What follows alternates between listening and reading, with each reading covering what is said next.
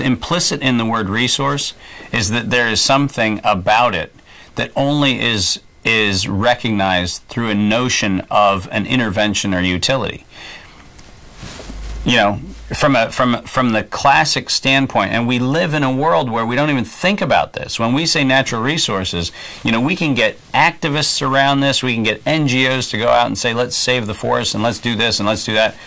The forests don't need saving. The forests are just fine, thank you very much. They do not need saving.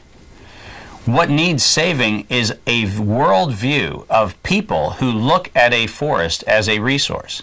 That's what needs saving. So what we need to be thinking about in the all-in consequence analysis is to stop pretending like somehow or another, and this goes way back in all of our myths to when we named things. You know, the Adamic impulse in the Judeo-Christian tradition to say, and after God made everything, Adam ran around and named it. Well, what the heck was that about? Why do we have to call it something? We have to call it something to control it. And what I'm suggesting is that this next view, the next experiment, is going to be an experiment where we don't call a tree a resource. We just let the tree be the tree. And implicit in that is that it's not there for us. No, it's there, kind of like we're here, because it's there.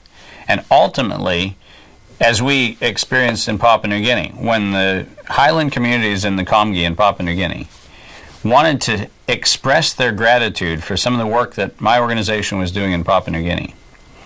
And I'm now quoting from what was told me. They went into the forest and asked 3 trees to volunteer to become the house that I would live in. Now, when I say that to a Western audience, there are so many things wrong with that story. It defies metaphysics. It defies what we know is how things work. It defies everything. But I can take you to Vunakanau in Papua New Guinea, and I can walk you through the door of a house that was made from 3 trees who, according to the communities, volunteered to house me. Were they a resource? They were trees. They were trees. They happened to be trees which, in the narrative that I've been told by the communities, they're 3 trees that were very delighted to volunteer their service, to go from being the thing standing in the forest to the thing that would serve as the sanctuary for a person who was coming to work with the community. When you look at the decision that is captured in the narrative of the trees in Papua New Guinea volunteering themselves to be houses, when you look at that narrative, you actually find out that there's a very interesting non-resource thing happening in that narrative.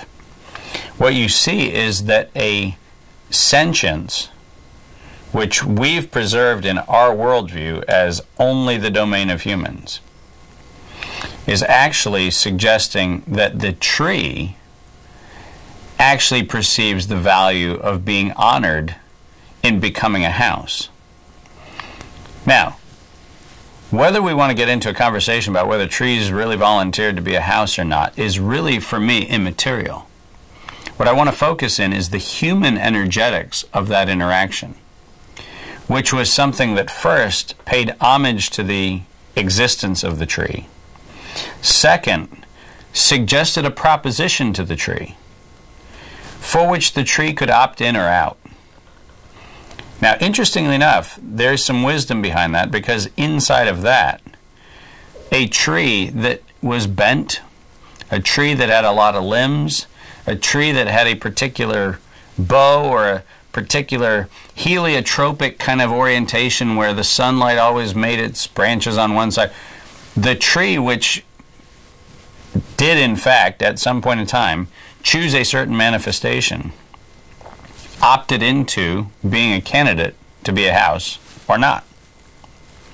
And so whether we actually go down the pathway of actually accepting that 3 trees kind of raised a limb and said, yes, make me a house, or whether we realize that over a 40 to 50 year period of time, a group of 3 trees were configured in such a way that they made ideal lumber so that they could be used for a house, is a semantics argument. That's all it is.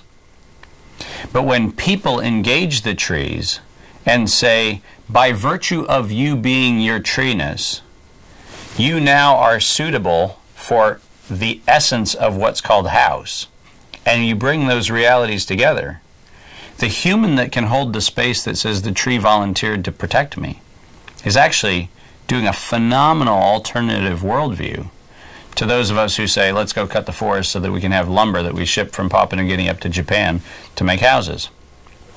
It's a totally different worldview. And the funny thing about it is, the worldview that says, ask the tree whether it's okay to become the house, that worldview, according to most modern understandings of the communities in Papua New Guinea, that worldview has persisted for 30,000 years.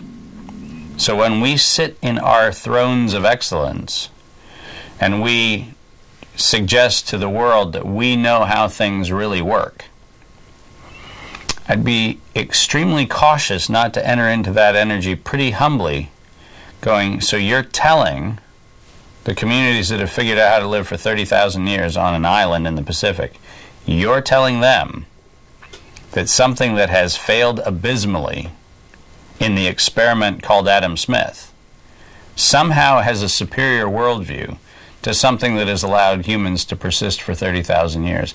That's a pretty ego-filled statement. And it's a pretty arrogant position to have.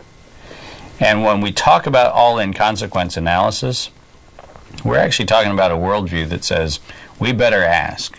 We better ask the rock if the copper in it is actually better in a phone cable, or in a compressor coil, or in a radio dial, or in a switch. Better ask it whether it's better there, or whether it's better in the rock. Because the copper might actually have a preference.